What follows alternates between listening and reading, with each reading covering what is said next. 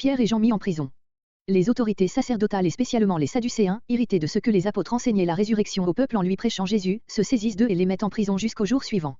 Beaucoup de gens parviennent à la foi, le nombre des croyants s'élève à près de 5000, 1 à 4. Ils comparaissent devant le Sanhédrin. Réunion du Sanhédrin et comparution des apôtres. Le Sanhédrin s'assemble, ayant à sa tête le souverain sacrificateur Anne et d'autres représentants des hautes classes sacerdotales. Pierre et Jean sont amenés, il leur est demandé par quel pouvoir ils ont fait ce miracle, 8 à 7. Discours de Pierre. Pierre, dans sa réponse, relève d'abord le fait que son collègue et lui sont poursuivis pour avoir guéri un malade, la guérison a été opérée par le nom de ce Jésus que les Juifs ont crucifié et que Dieu a ressuscité. Il est la pierre rejetée par les constructeurs et qui est devenue pierre de l'angle. Le salut ne se trouve en aucun autre. C'est par son nom qu'il nous faut être sauvés, août 2012. Délibération du Sanhédrin. Les membres du Sanhédrin sont étonnés de l'assurance avec laquelle s'expriment des hommes du peuple, tels qu'étaient Pierre et Jean, ils les reconnaissent pour des compagnons de Jésus. La présence du malade guéri les embarrasse. Ils font sortir les apôtres et délibèrent. Ils décident de leur interdire de parler désormais au nom de Jésus, 13 à 17. Issue du procès. Après avoir rappelé les apôtres, ils leur communiquent cette décision, mais eux les prennent à témoin que leur devoir est d'obéir à Dieu premièrement. Les autorités les relâchent, avec de nouvelles menaces, n'osant les punir par crainte du peuple, qui rendait gloire à Dieu de cette guérison opérée sur un homme de plus de 40 ans, 18 à 22. Verset 1. Verset 1 à 22. Emprisonnement de Pierre et de Jean. Le grand succès des deux discours de Pierre et le nombre croissant des chrétiens, verset 4, devait nécessairement attirer l'attention et provoquer l'opposition des adversaires. À leur tête étaient les sacrificateurs. Tischendorf, Nessel, Wendt conservent le texte reçu, les sacrificateurs, le sont fortement documentés. Westcott et Rohrt ont admis la variante, les principaux sacrificateurs, qui se lit dans B, C. Ce terme très usité dans les évangiles a probablement été substitué à l'autre par un correcteur. Avec eux se trouvaient les Sadducéens qui avaient entendu le discours de Pierre, verset 2, note. Voir, sur ce parti politico-religieux, Matthieu 3.7, première note. Déjà ils avaient fait avertir le commandant du temple, chef de la garde du temple, qui était lui-même sacrificateur, qu'un grand rassemblement de peuple se trouvait sous un des portiques, acte 3.11, la fonction de ce chef était de maintenir l'ordre dans le temple et aux abords. Tous survinrent pendant que les disciples parlaient au peuple. Verset 2. Deux choses leur causaient cette peine, ce profond dépit, cette vexation d'esprit, c'est d'abord que les disciples enseignaient le peuple et obtenaient sur lui une influence qui menaçait celle de ses chefs, ensuite qu'il annonçait la résurrection. Ceci contrariait surtout les Sadducéens, qui niaient la vie à venir, Matthieu 22.23, et qui avaient entendu Pierre parler de la résurrection de Jésus, acte 3.15. Ils estimaient avec raison que c'était là prêcher la doctrine de la résurrection en général, 1 Corinthiens 15.12, suivant. C'est ce que signifient les termes, en Jésus la résurrection d'entre les morts, elle n'est qu'en lui et par lui. Verset 3. Pierre et Jean étaient montés au temple à 3 heures de l'après-midi et avaient assisté à la prière, acte 3.1. Après la guérison de l'impotent, acte 3.2 et suivant, et le discours prolongé de Pierre, la nuit devait approcher, on ne pouvait donc plus assembler le Sanhédrin et faire comparaître les apôtres devant lui. C'est pourquoi ils furent mis en prison jusqu'au lendemain. Verset 4. Mais, malgré la persécution qui commençait, un grand nombre crurent, par la parole qu'ils venaient d'entendre. Le nombre des croyants s'éleva à environ 5000. Il faut comprendre probablement dans ce nombre les 3000 qui furent convertis par le premier discours de Pierre, acte 2.41, et ceux que le Seigneur ajoutait chaque jour à l'Église, acte 2.47. L'article manque, il est vrai, devant nombre, plusieurs en concluent que les 5000 furent amenés à la conversion par le second discours seul. 5000 hommes, dit le texte, ce qui prouve que les femmes converties n'y étaient pas comprises. Quelques interprètes, de Wett et Wendt, pensent qu'on peut entendre par homme des personnes des deux sexes, Matthieu 14.35, Luc 11.31, comparé acte 2.41, mais le mot grec ne désigne que des personnes de sexe masculin et en outre, comme l'observe Meyer, ce sens est confirmé par acte 5.14 où les hommes sont distingués des femmes. Verset 5. Grec, leur chef, c'est-à-dire les chefs des Juifs, c'était le titre général de tous les membres du Sanhédrin, voir sur ce corps Matthieu 5.22 note, tandis que les anciens et les scribes en étaient des classes spéciales. Les mots à Jérusalem, avec la préposition qui implique le mouvement vers la ville, d'après la leçon du texte reçu et du Codex Sinaiticus adopté par Tischendorf, suppose que les membres du conseil, en villégiature, n'habitaient pas alors la ville et qu'ils durent s'y rendre à cette occasion. La leçon de B, A, D, dans Jérusalem, sans mouvement, admise par la plupart des critiques, semble une adjonction assez inutile, puisqu'il va sans dire que le siège du Sanhédrin est à Jérusalem.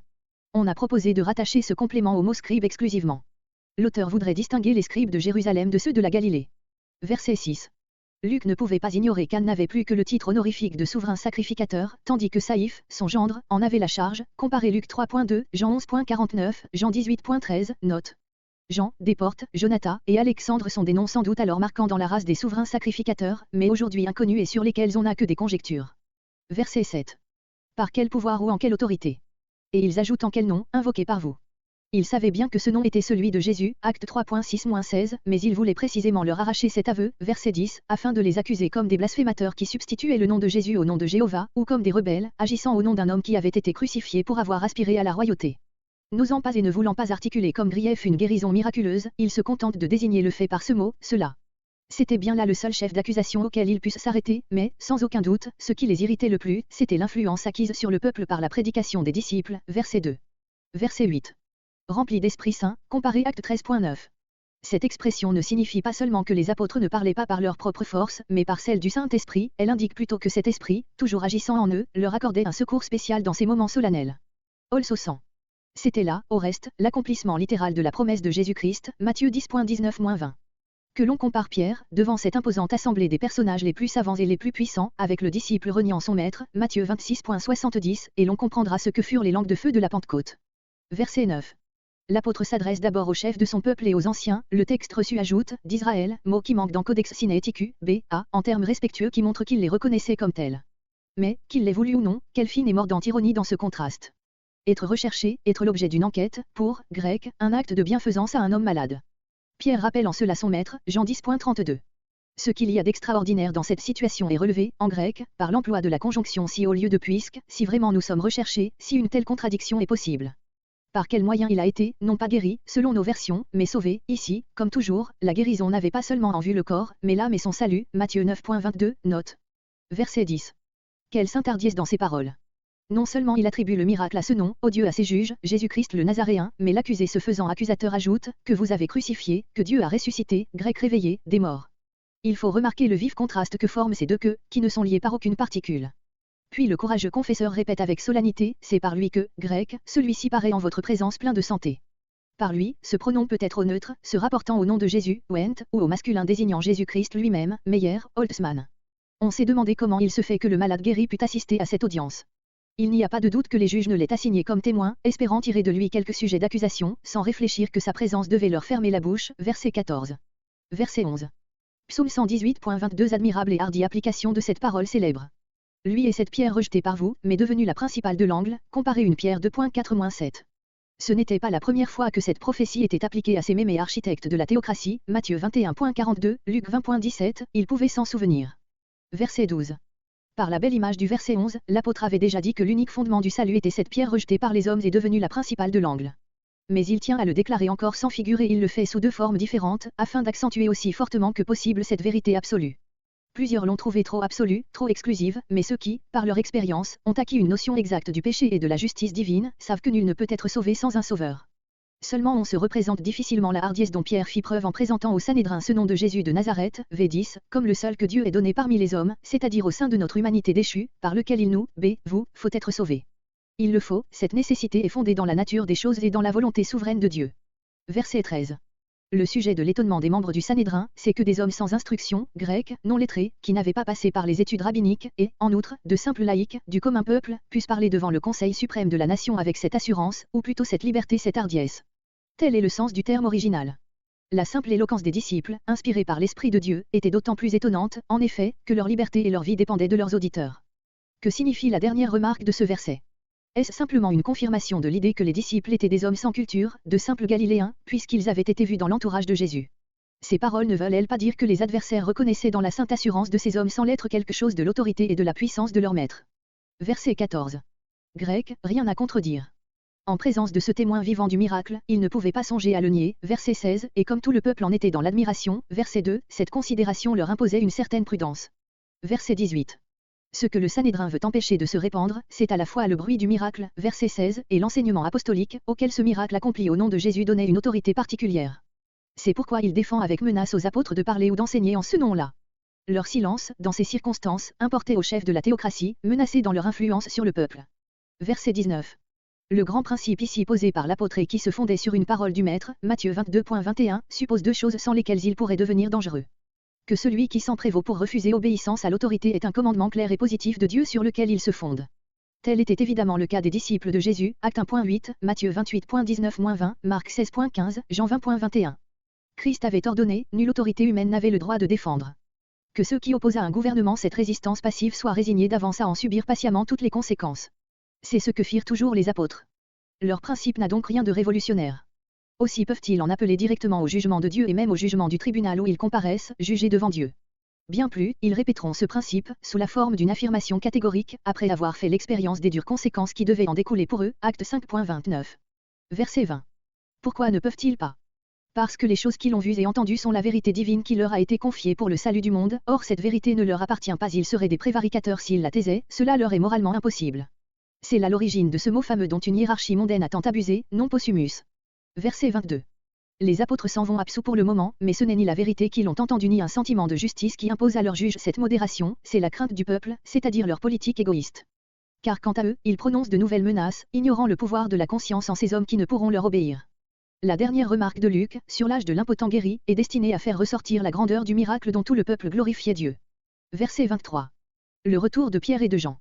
Relâchés, ils vont vers les disciples et leur communiquent la défense que leur a faite le Sanhédrin. 23. L'Église en appelle à Dieu. Elle affirme sa foi au Tout-Puissant. Il est le Créateur du ciel et de la terre, il a déclaré par la bouche de David que les puissants de ce monde se liguaient en vain contre lui, et, en effet, l'alliance d'Hérode et de Pilate, des païens et d'Israël contre son saint serviteur, Jésus, n'a pu qu'accomplir ses desseins. 24 à 28. Elle implore son aide. Qu'il voie les menaces des autorités et affermisse ses serviteurs dans la prédication de la parole, en accomplissant des guérisons et des miracles au nom de Jésus. 29, 30. Réponse divine. Après leur prière, la maison tremble, ils sont remplis du Saint-Esprit et prêchent avec assurance. 31. Versets 23 à 31. Les apôtres rendus à l'Église, prière de l'Église. Vers les leurs, qui est-ce que Luc entend par là? Selon quelques exégètes, De Wet, Meyer, ce seraient les autres apôtres qui, probablement, demeuraient ensemble et qui, verset 31, annonçaient la parole de Dieu. Il est beaucoup plus naturel de penser, avec Hébrard, Leclerc et Wendt, qu'il s'agit d'une manière plus générale de ceux qui partageaient leur foi. Une assemblée de disciples était en prière, tandis que Pierre et Jean comparaissaient devant le Sanhédrin et ceux-ci, délivrés, se rendirent au lieu où les frères avaient coutume de se réunir, comparé Acte 12.5-12. Verset 24. Faut-il avec quelques interprètes, entendre ces mots dans ce sens que tous ensemble se mirent à prier à haute voix? Ou bien que l'un d'entre eux priait et que le commun accord était dans les cœurs qui s'élevaient à Dieu d'un même élan? Nous pensons que ce dernier sens est le vrai. Mais ce qui est beaucoup plus important, c'est de se pénétrer de la beauté et de la force de cette prière. Ces mots, le ciel et la terre et la mer désignent tout l'univers. Or, dire à Dieu qu'il a fait toutes choses, c'est croire en lui, se confier en lui de la manière la plus absolue. Jamais en effet le Dieu vivant et vrai n'a manifesté sa puissance infinie d'une manière aussi éclatante que par la création du monde. Et ce monde qu'il a tiré du néant, il le conserve, il le gouverne. De là vient que cette affirmation se retrouve sans cesse dans l'Écriture, surtout dans les prières des serviteurs de Dieu, car elle est le fondement de leur confiance en lui, Psaume 124.8, Ésaïe 37.15 et souvent ailleurs. L'Église chrétienne a trop oublié que le Dieu de la création qui se montre à nous dans ses œuvres, Romains 1.20, est le même Dieu que le Dieu de la rédemption et de la grâce. Le mot que nos versions ordinaires rendent par Seigneur n'est pas le même qui reparaît sans cesse dans le Nouveau Testament et qui, dans la version grecque des Septante, est la traduction constante du nom de Jéhovah. Nous avons ici un autre titre qui signifie maître, celui qui commande, il est attribué à Dieu, Luc 2.29, et à Christ, 2 Pierre 2.1. Le texte reçu, avec des versions syriaques, etc., porte, toi le Dieu qui.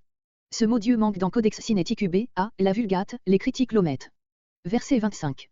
Nous conservons le texte reçu qui, avec la plupart des minuscules et d'autres témoins, omet les mots, notre Père et par l'Esprit Saint. Ces mots se lisent dans la plupart des majuscules, des versions syriaques et coptes omettent, notre Père, et des pères, mais ils ont tout l'air d'avoir été ajoutés par des copistes désireux de compléter la pensée. Dans les meilleurs manuscrits, Codex Sinaiticus, B.A.E., on lit, par l'Esprit Saint de la bouche de David, le second par manque, ce qui est évidemment une faute de copie. Et d'ailleurs, l'expression « Dieu a parlé par l'Esprit Saint » est étrangère au Nouveau Testament et constitue un pléonasme. Le passage cité est le commencement du psaume 2 emprunté à la version des Septante et conforme à l'hébreu. Ce psaume, n'ayant point de titre, est attribué à David, selon l'usage des Juifs qui faisaient remonter à ce roi tous les psaumes dont l'origine n'était pas connue. Ce psaume a été considéré comme messianique, soit par les docteurs juifs, soit par les écrivains du Nouveau Testament, voir Acte 13.33, Hébreux 1.5, Hébreux 5.5, Apocalypse 2.26-27, Apocalypse 12.5, Apocalypse 19.15. Verset 26. Christ est la traduction grecque de Messie, oin de l'Esprit de Dieu, Acte 4.27, Acte 10.38. Il est probable que dans la signification historique du psaume cet oin de l'Éternel, contre lequel se révoltaient des ennemis, était le roi d'Israël lui-même. Mais en même temps, le psalmiste considère ce roi comme type du Messie. En effet, ce chant renferme des expressions qui ne sont applicables à aucun monarque terrestre, mais uniquement au vrai roi d'Israël. Verset 28. Les paroles du psaume sont appliquées directement aux diverses classes d'hommes qui, dans leur aveuglement, avaient pris une part quelconque au crucifiement du Sauveur et qui maintenant le persécutent dans ses disciples. Les disciples ne pensent point à eux-mêmes, mais uniquement aux saints serviteurs de Dieu, voir sur ce mot, qui revient au verset 30 et qui signifie proprement enfant, Acte 3.13, note, que ses ennemis ont mis à mort. Mais en le faisant, ces rebelles n'ont pu que projeter des choses vaines, verset 25, car sans le savoir et sans le vouloir ils ont accompli ce que la main, la puissance, et le conseil, la sagesse, de Dieu avaient d'avance déterminé, Acte 2.23 note, Acte 3.18. Il faut remarquer, verset 27, le mot, dans cette ville, Saint, B.A.D. version, omis à tort par le texte reçu. Verset 30. Maintenant regarde, Seigneur, leur menace. L'heure se rapporte grammaticalement aux personnages énumérés au verset 27, logiquement aux chefs actuels d'Israël, animés du même esprit et qui venaient de proférer de nouvelles menaces, verset 21. Quelle confiance exprime la requête des disciples? Ils demandent à leur Seigneur deux choses, une pleine assurance, une sainte hardiesse pour annoncer sa parole, précisément ce que les chefs du peuple leur ont défendu, verset 17, puis le pouvoir de faire des guérisons et d'autres miracles, qui réveilleront l'attention du peuple pour la prédication de l'évangile, grec, que tu étendes la main pour guérison et pour qu'il se fasse signes et prodiges. Comparez un roi à 8.42, Ézéchiel 20.33. Verset 31. Dieu donne immédiatement aux disciples le signe certain que leur prière est exaucée. Il les remplit de son Saint-Esprit, comparez verset 8, note, et les apôtres, tel est probablement le sujet sous-entendu, annoncer la parole de Dieu avec une pleine assurance, malgré la défense du Sanhédrin, verset 29.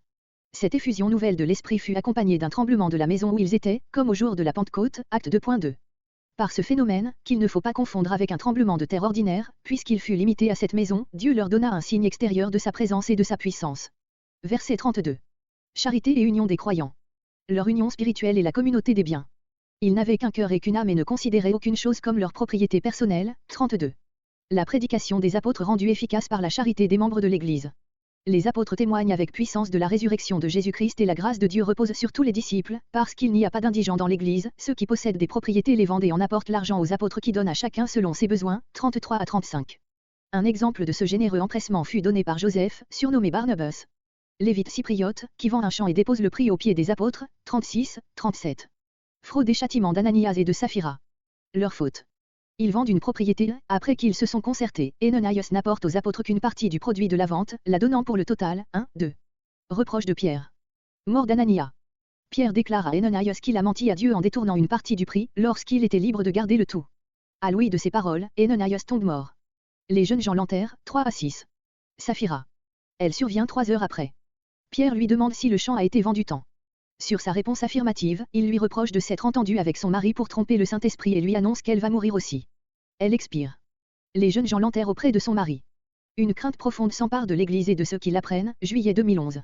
Versets 4.32 à 5.11 Vie intérieure de l'Église, lumière et ombre.